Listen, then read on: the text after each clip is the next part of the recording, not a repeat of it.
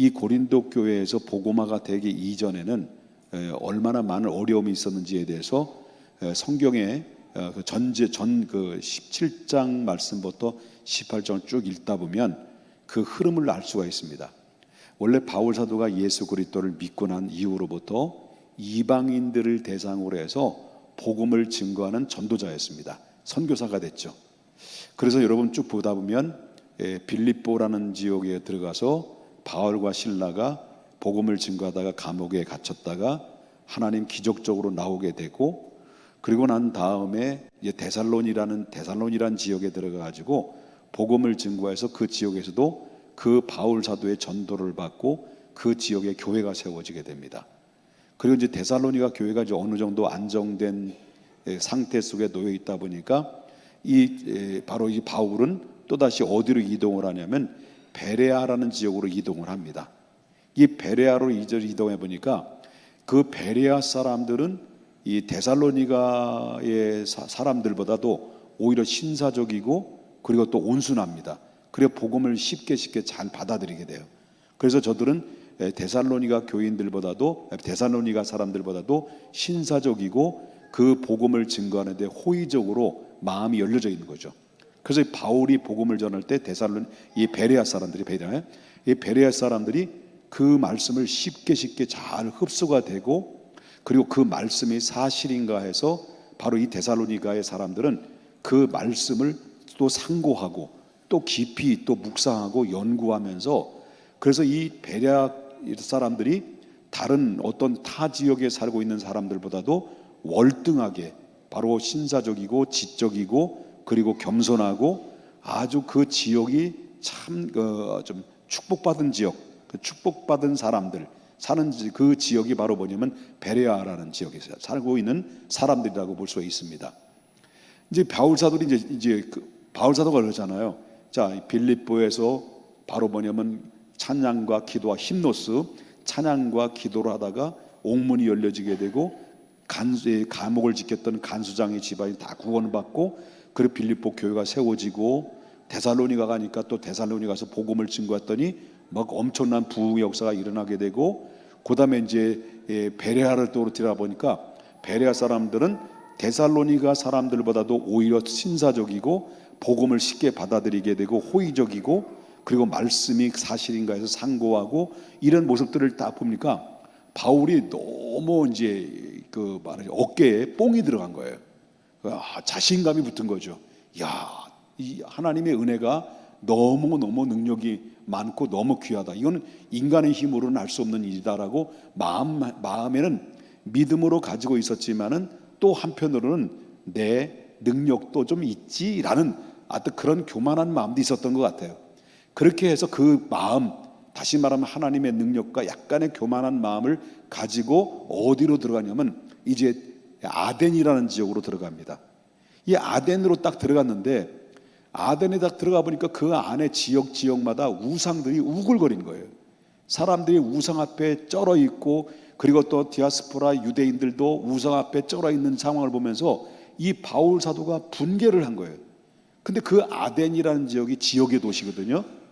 바로 스토아 철학자들이 그 안에 막 즐비하게 되고, 수많은 철학자들이 그 회당에 모여가지고 철학을 논하고 율법을 논하고 그리고 지식을 논하고, 이런 아주 지성인들이 모여진 지역이 바로 뭐냐면 아덴 지역입니다. 그러니까 이 지성 그러면 누구예요? 바지성이잖아요. 바지성이 누군지 아세요? 바울의 지성, 바지성. 바울이 지성 그러면 바울은 능가할 수가 없었잖아요. 그래서 철학이며 또한 율법이며 세상의 지식인 바울 사도는 능가할 수 없을 만큼 그때 당대의 최고의 지성인인 이 바울 사도가 아덴에 딱 들어갔을 때 자신감이 붙은 거죠. 너희들이 스토아 철학이나 그 밖에 수없는 철학들이 바로 즐비하고 있고 지식들이 논아지고 있지만은 이제 드디어 내 실력 발휘를 할 때가 됐구나.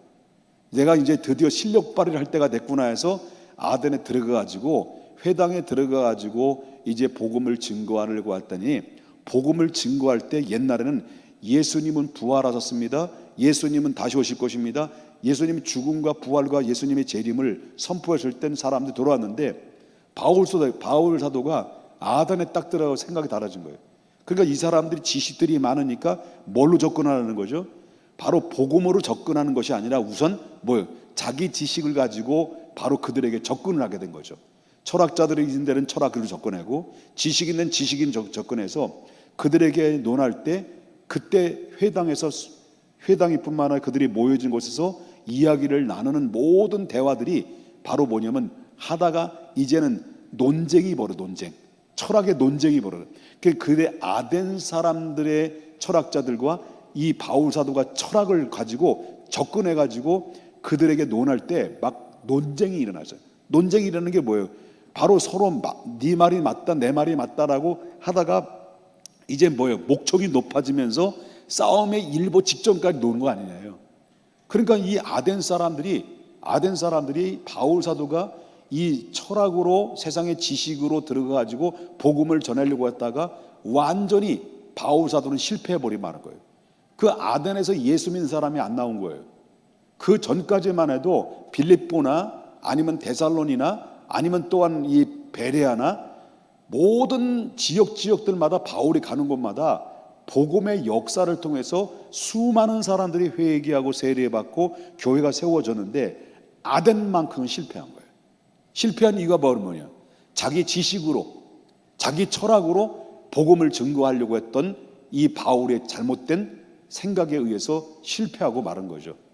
그래서 결국 어떻습니까? 전도의 열매를 얻지 못하고 다시 코가 한자가 빠진 상태 속에서 어디로 돌아오냐면 고린도, 오늘 본문에 고린도라는 지역으로 오게 된 거예요. 자, 고린도로 딱 와보니까 고린도는 항구 도시잖아요.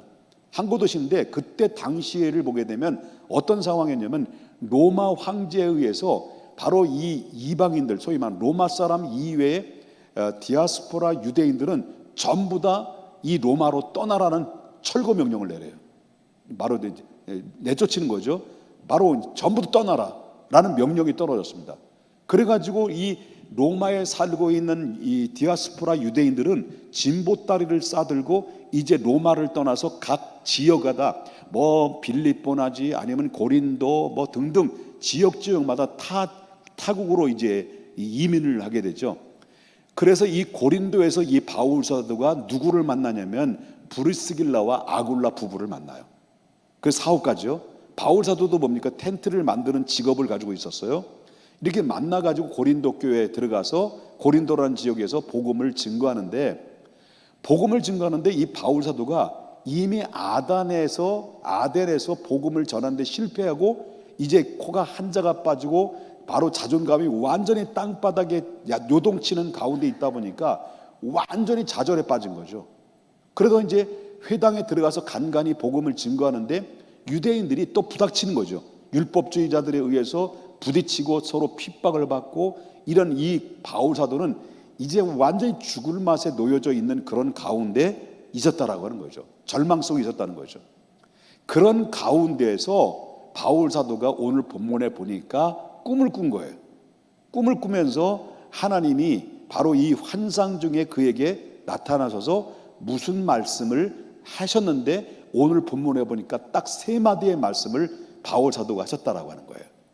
그 바울 사도가 너희가 복음을 증거하는데 핍박도 있고 그리고 생명의 위협도 있지만은 그러나 내가 반드시 너에게 이 말을 전하는 것을 절대 잊지 마라라고 하는 이 3마디의 말을 증거하시는 하나님의 음성이 들려주죠.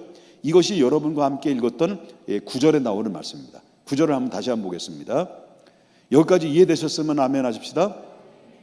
자, 밤에 주께서 모아 가운데요 환상 가운데 바울에게 말씀하시되 첫 번째는 뭐라고 그러죠?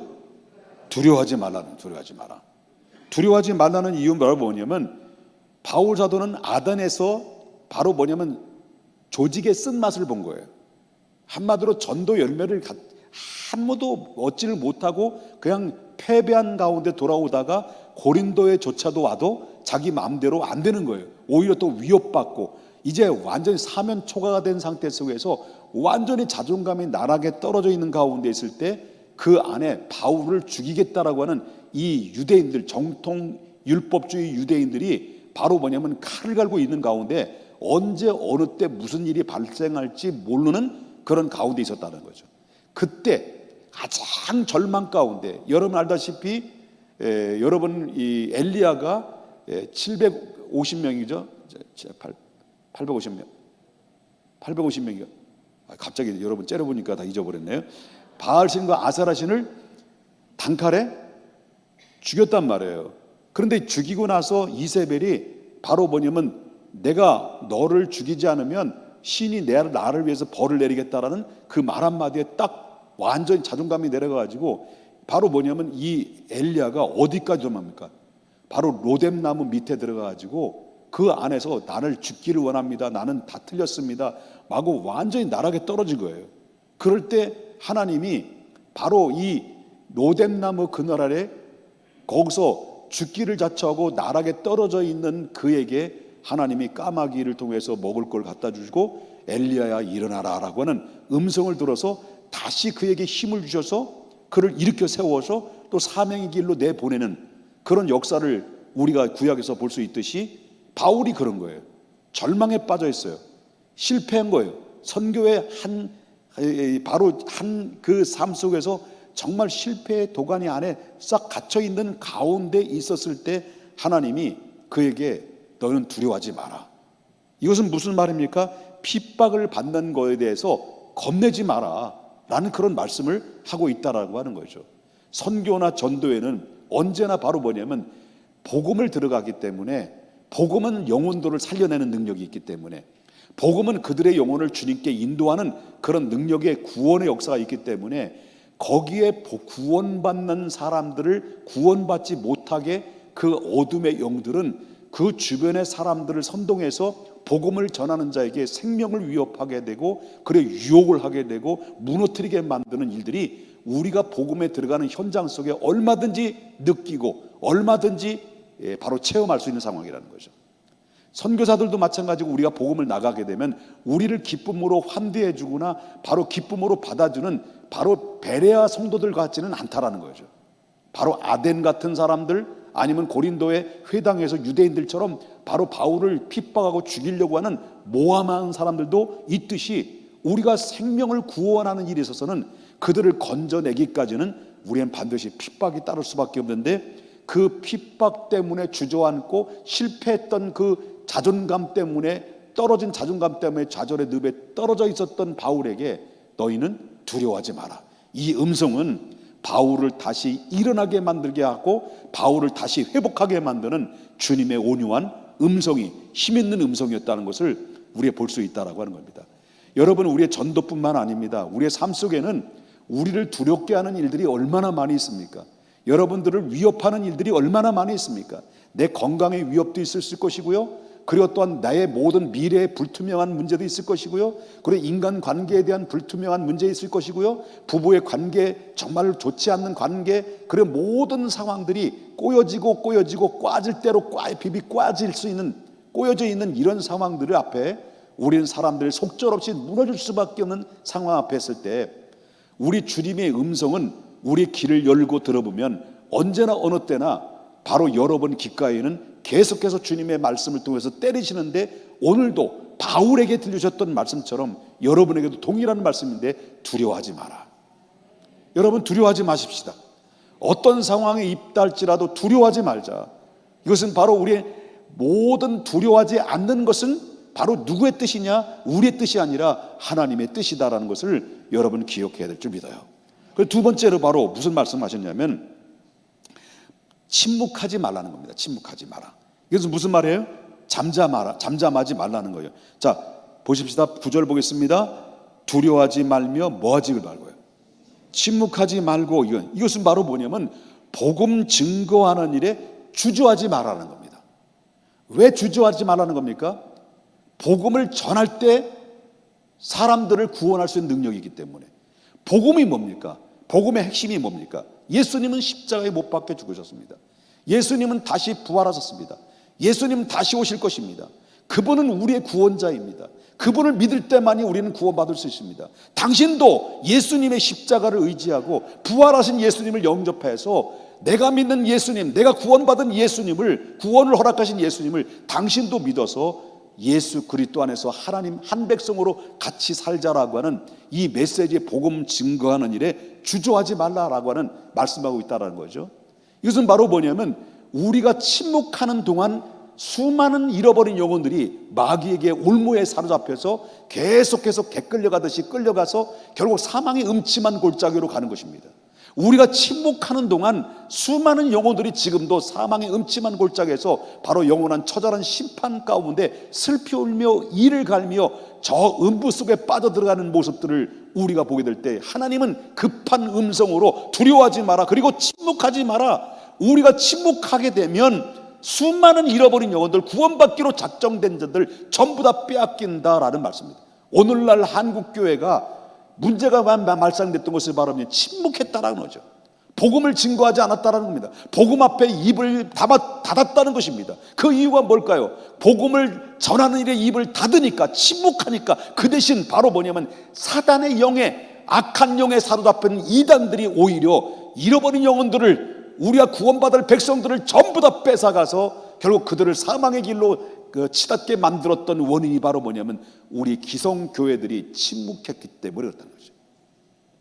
그래서 우린 주님 말씀하신 것이 바로 뭡니까? 바울 사도야, 너희는 더 이상 두려움에 자라서 너희는 주저앉지 마라, 일어나라, 두려워하지 마라, 그리고 침묵하지 마라. 그리고 그래서 뭐랍니까? 마지막에 세 번째는요, 뭐 하라는 거예요? 말하라. 계속 말하라는 겁니다. 이것은 바로 전도는 중단하지 말라는 겁니다. 중단하지 말고 계속 복음을 증거하라. 예수는 죽으셨습니다. 너희들이 죽이셨던 그 예수는 다시 살았다. 그리고 그분은 우리를 구원할 예수 그리스도. 여러분, 당신은 그분이야말로 진리요 생명이니 저를 믿으면 우리가 구원받는다. 나는 부활이요 생명이니 누구든지 저를 믿는 자마다 죽어도 살겠고 살아서 믿는 자는 영원히 죽지 않습니다 라고 하는 이 복음의 메시지를 계속 전달하는 겁니다. 듣든지 안 듣든지 전해야 될 사명은 우리에게 있다는 거죠. 그래서 바울 사도에게 세 마디: 두려워하지 마라, 침묵하지 마라, 계속 말하라. 따라서 합시다. 두려워하지 말아라, 침묵하지 말아라, 계속 말하라. 우리는 이 세 마디는 바울 사도에게만 해당된 말씀이 아니라 저와 여러분에게도 동일하게 주시는 말씀이라고 하는 것입니다. 사랑하는 여러분,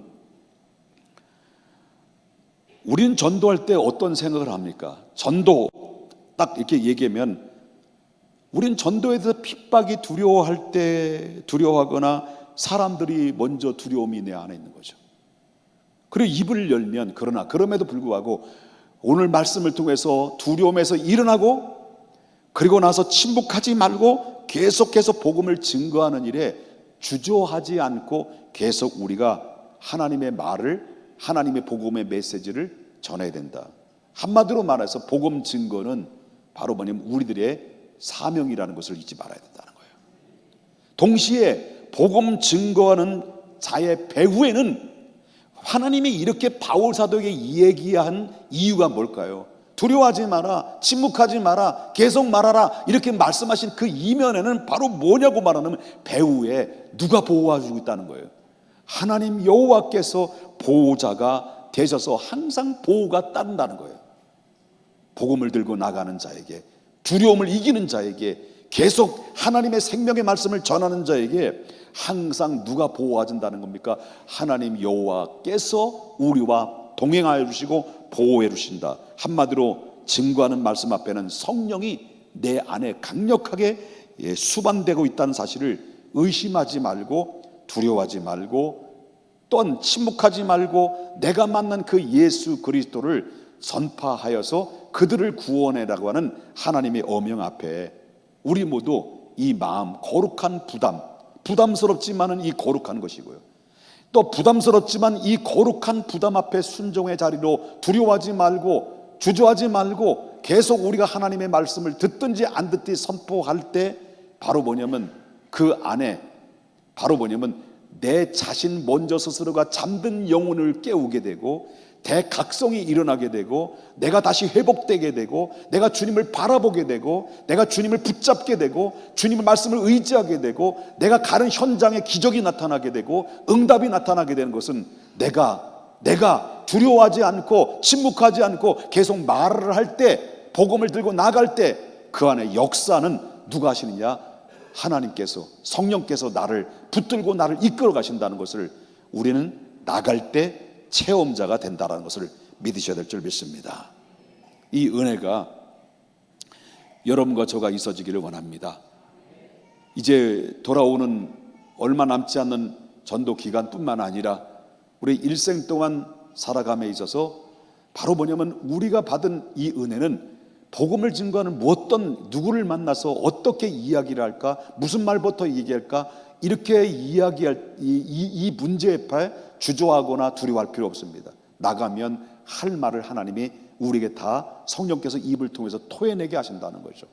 그 말씀이 여러분 입을 통해서 토해내는 그 한마디 한마디가 저들의 영혼에 폐부를 찌르게 되고 저들의 영혼을 감동시키고 저들을 주님 앞에 돌아오게 하는 놀라운 능력은, 전하는 건 나지만은 그들을 움직이는 것은 성령이라는 것을 믿으셔야 될 줄 믿습니다. 여러분, 이 은혜가 여러분과 저가 함께 하시기를 주님의 이름으로 축복합니다.